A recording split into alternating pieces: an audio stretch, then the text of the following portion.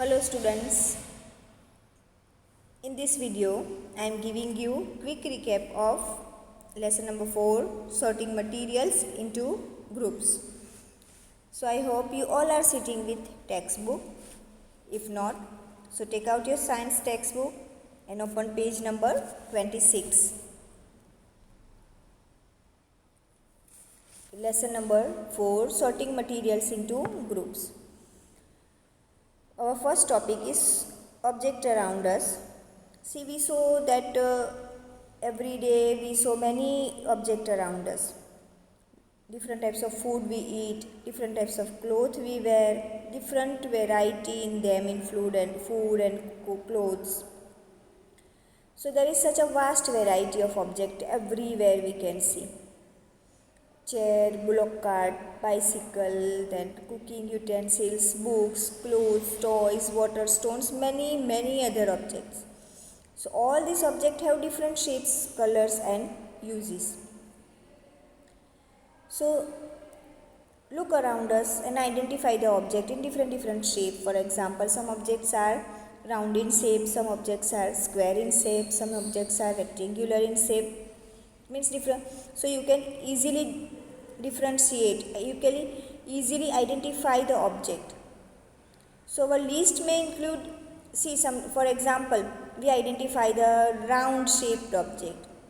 So our list may include a rubber ball, football and a glass marble, many other. Some eatables also we can include like apple, oranges.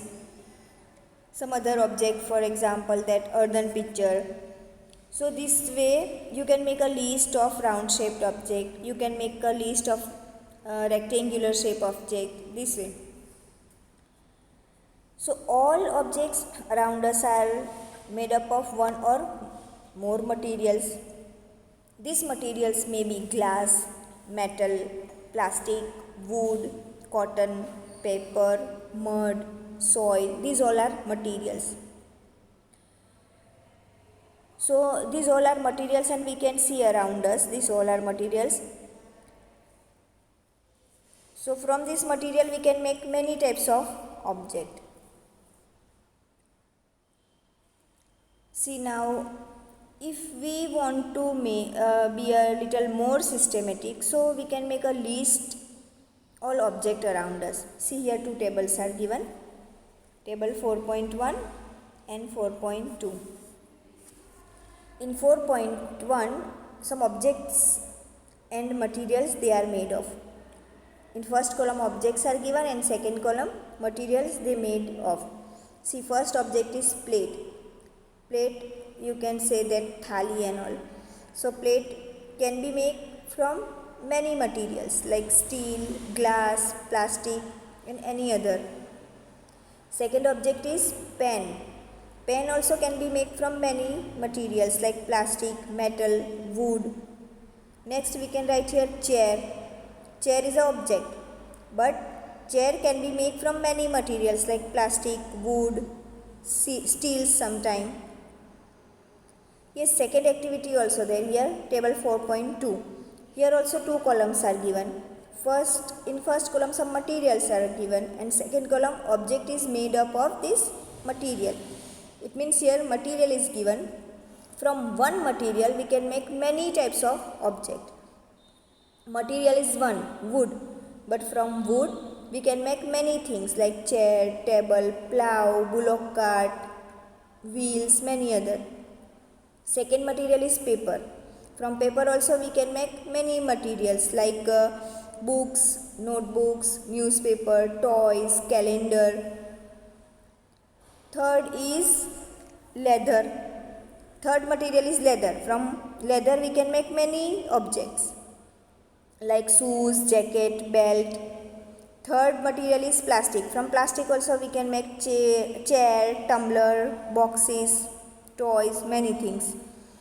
So likewise you can write in table 4.1 and 4.2. So what do we find from these tables 4.1 and 4.2? We grouped object in many different ways. Yes, na? So we then found that object around us are made up of different materials. At times, an object is made up of a single material. An object could also be made of many materials. And then again, one material could be used for making many different objects. Okay, now next topic is properties of materials. Now, what are the properties of material? So, have you ever wondered why tumbler is not made up of with piece of cloth only? Why it is made up of plastic? Generally, we use tumbler to store liquid things. So, if we make tumbler from from cloth or paper, so what will happen? We cannot store that liquid things easily in it. So for making object from material, we should know the properties of material first. So properties of materials that would be important for their uses. Some properties are discussed. First property is appearance. So materials usually look different from each other. For example, wood looks very different from iron, and iron looks different from copper or aluminium this way. So at the same time, maybe some similarities between iron, copper and aluminium, but that are not in wood.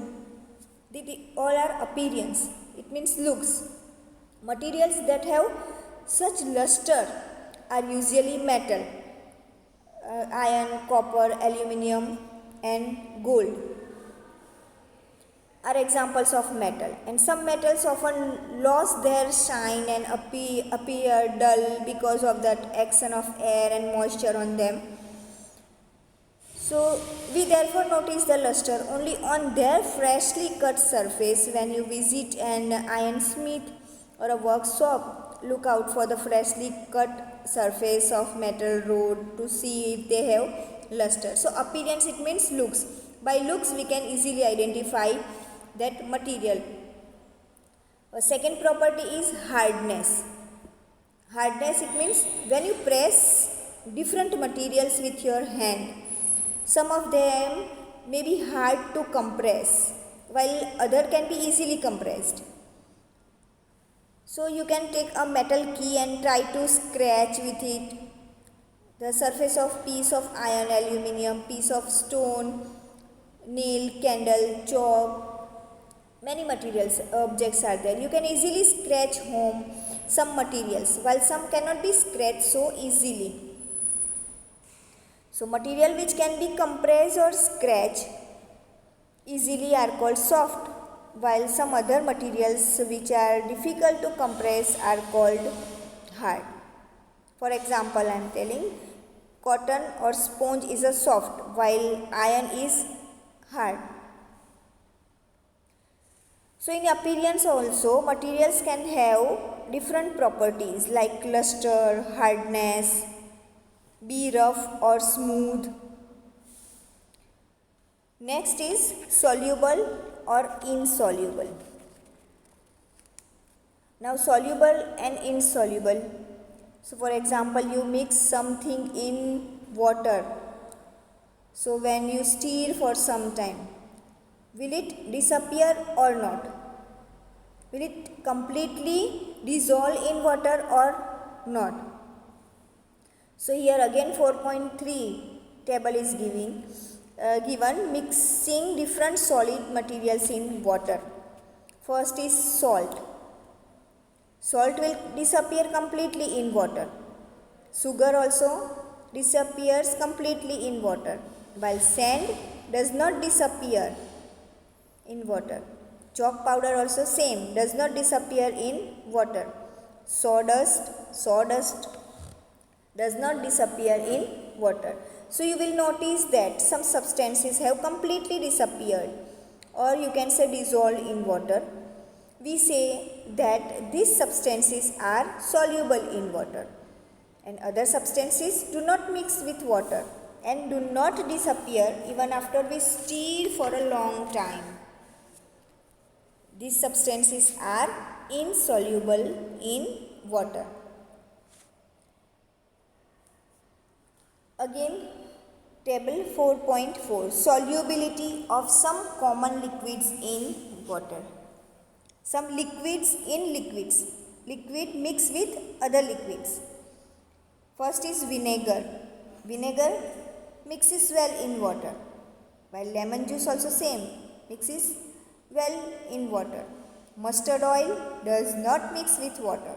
Coconut also same, does not mix with water. Kerosene does not mix with water. So we notice that some liquids get completely mixed with water and some other do not mix with water. Now object may float or sink in water.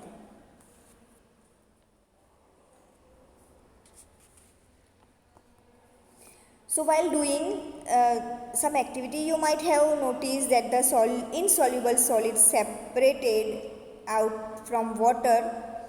You may have also noticed this with some liquids also.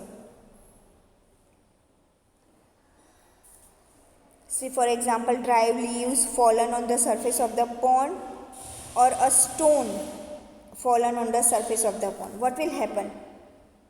Stone will sink in water. And dry leaves always float on the surface of the water. So this way we can identify some object float and some object sink in water.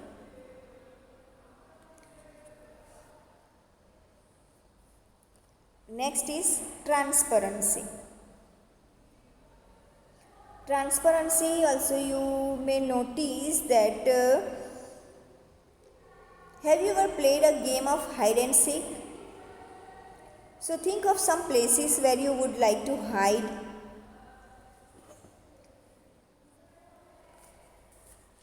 Some materials. See, here you can look closely to the picture. Here transparent bottles in a soap is given. You may be seen that some bottles in a shopkeeper, that the soaps also, that some transparent bottles are there, biscuits, sweets and other things also stored in it.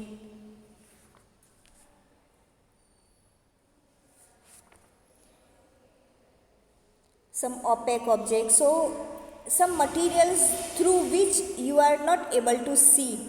These all are opaque objects. And you cannot tell what is kept in a closed wooden box, a cardboard cartoon or a metal container. It means these all are opaque materials. So we can make this way also group.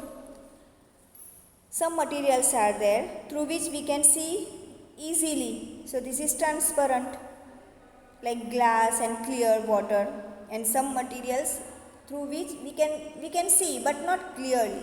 So these are translucent object.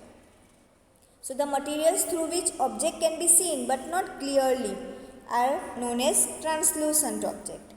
And some materials through which completely we cannot see, these are opaque object. And some materials are there we can see easily, these are transparent object.